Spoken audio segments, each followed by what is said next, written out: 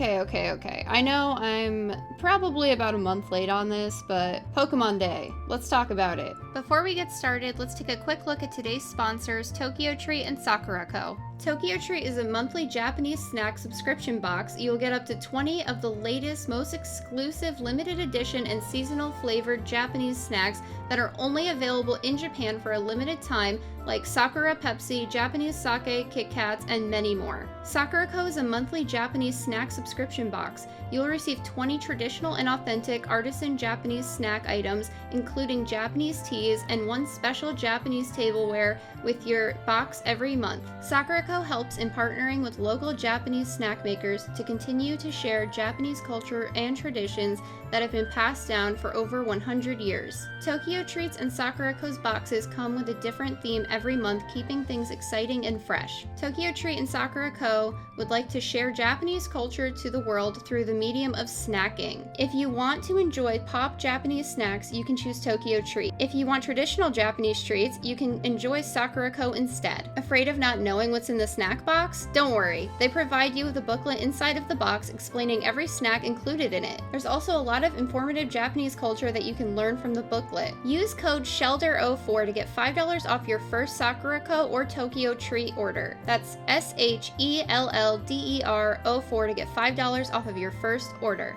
Tokyo Treat and Sakura Co. were nice enough to send me May's boxes. So here we have the Sakura Picnic Tokyo Treat May box, and then we also have the Matcha and Mochi Sakura Co. box for May.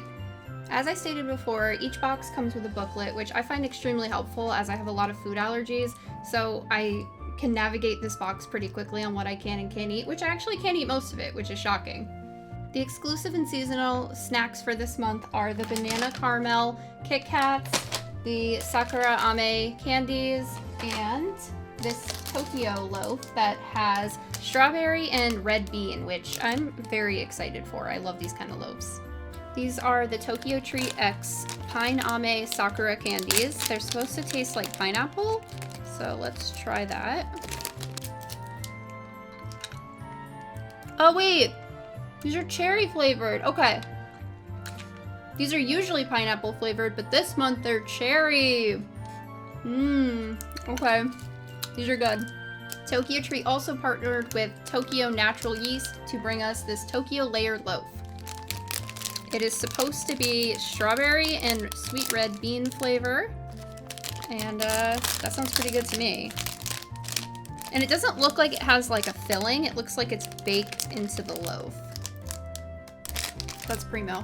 Here's this month's Sakura Co. box, and inside of it there is a Sakura Sencha tea made exclusively for Sakura Co. And this month's theming is matcha and mochi. I have no idea how to open this. Here is the pamphlet that will explain everything that comes with the box. And as I said before, each box comes with a piece of tableware, so this month you get some chopsticks. They're very, very pretty. So this is the Sakura Sencha tea that is made exclusively for Sakura Co. I'm gonna go make a cup of it and tell you guys what I think. Okay, I'm back with my cup of hot water, and we're gonna try the Sakura Sencha tea, which is exclusive for this month. Yeah, it just smells like green tea, but I'm sure it's gonna be really good. All right, now I just have to let that brew. Okay, so while we let that brew, how about we try some of the snacks? We have matcha cream daifuku and a sweet potato content. I hope I'm saying that right. I'm so sorry if I'm not. Yeah, I wanted to try some of the lighter snacks from this box because from the Tokyo Treat, I did try some of the heavier snacks. So let's dig into these. Pretty good. That's just the middle of it. I think it's got just bean paste. All right, sweet potato content. I have no idea what this is. It looks like a piece of jelly. I don't know. I really like sweet potatoes though, so I was definitely drawn to this one when I saw it.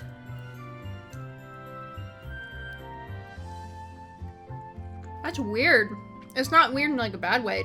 It's literally like a sweet potato jelly treat. That is so interesting. Tastes like honey, kind of. So the tea should be ready now, and I decided to just go take a peek at the booklet included, and their little description reads, collaborating with Shizuoka-based tea maker Hagari, we created this limited edition sencha with the aroma of cherry blossoms, complementing any kind of sweet or snack. This blend is ideal for a spring tea break. Let's try that. I didn't put anything in this because I usually just drink all my tea black.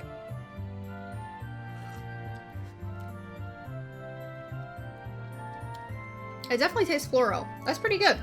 Thank you again so much, Sakurako and Tokyo Troop, for this opportunity. Now let's get back to the video. Pokemon Day always brings with it some exciting news. That being said, we already got 2 huge titles from the Pokemon Company this year, so I wasn't really expecting much to be announced. At most, I was expecting maybe some DLC for Pokemon Legends Arceus and maybe a remake of a side game, since we haven't had that in a few years. The last one being the Pokemon Mystery Dungeon remakes that were completely overshadowed by Animal Crossing coming out, unfortunately. But anyways, yeah, we weren't expecting much from this, but oh my god, were we wrong! The Pokemon Presents starts off with Alola being added to Pokemon Go, which I thought was pretty cool since I'm still a pretty active player. Alongside that, we got updates to games that I no longer play, such as Unite and that baking game that I can't even remember the name of and cannot be bothered to search for, but nothing too crazy or exciting. Shaman was added to Pokemon Brilliant Diamond and Shining Pearl, which is cool, although I still haven't gotten over the heartbreak of them ruining contests. So in my file, I'm still saved in front of the contest hall where I cried and shut the game off the last time I played.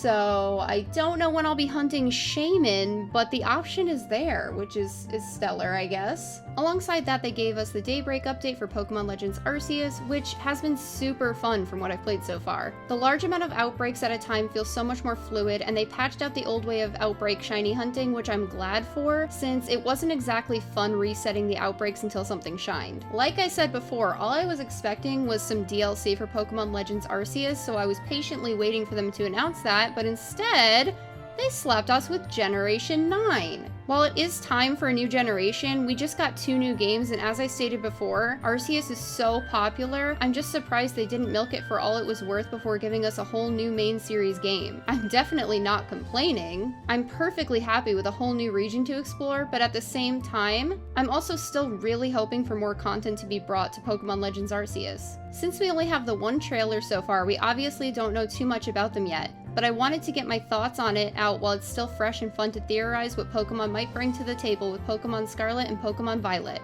First off, the starters are amazing! Okay, actually not really. Sprigatito is amazing. Sprigatito is the best thing to ever happen to me. This starter was quite literally made for me. Since first getting into Pokemon, I've had a pretty 50-50 split between water type and grass type starters, and this one's a cat. I'm so happy. That being said, if they ruin Sprigatito's evolution line, I will riot. I'm not opposed to Sprigatito becoming bipedal, I'm opposed to it becoming a wrestler. Please do not turn my little cat into a wrestler. Please do not turn my little cat into a wrestler. Anyways, Fuecoco is cute, I guess, in like an ugly cute kind of way. It's my least favorite of the 3. I know it says Croc Pokemon on the wiki, but I really hope it loses its little leggies and becomes a snake so it fits into the Chinese Zodiac Fire starter theory. It's always been a theory that I've really liked, and since we're 9 generations in, I don't really see why they would break it at this point, since it was basically confirmed. I mean, no one from Game Freak has like audibly confirmed it, but how do you go 8 generations with it fitting the theory and then just break it? So I do hope it turns into a snake. I'm pretty sure Charmander is like the salamander Pokemon, so it could always change, because Charmander, that evolution line is the dragon, so I feel like they could make this work. Quaxley is pretty cool. I do plan to pick it for my secondary game file for either Scarlet or Violet, whichever I end up not choosing as my main game. The playable characters look super cute in their official artwork, but I really, really hate how they look in the trailer for the game. Their models look so ugly. They look similar to the ones that they use for Pokemon Snap, but like somehow worse. That being said, the Pokemon so far look amazing. The scales on Seviper, the shine on the Magnemite, chef's kiss, my guys, chef's kiss. And before I move on to another topic, I want to go back and say I literally don't care that their outfits are super dorky, because we've had customization in Pokemon for the past like 10 years, and there's no way they won't let us change their outfits. Like, for real, in the past 10 years, the only game to not have character customization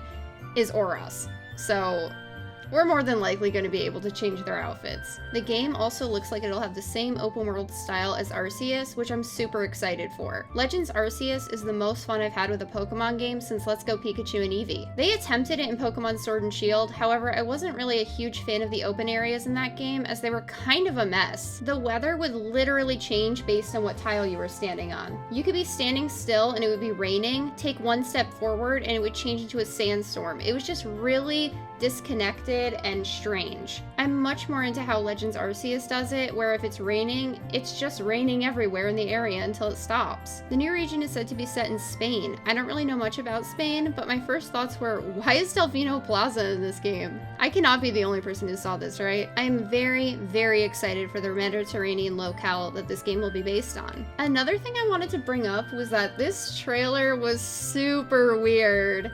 Like, I understand that it was an announcement trailer, but what were they exactly trying to show us? Like, it was a security guard who was walking around the Game Freak building.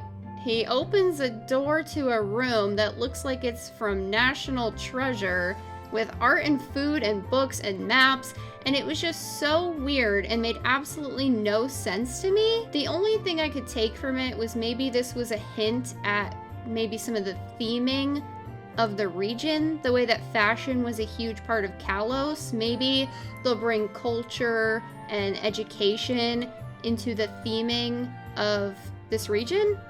I don't know. It was really just a guess because Kalos had fashion and Galar had curry, I guess. Curry. They do that in the UK, right? Okay, well that was pretty much everything I wanted to go over for today. Thank you so much for watching. Please make sure to leave a like, comment, subscribe if you're new, and don't forget to check out our sponsor, Sakura Co. and Tokyo Treat. Bye!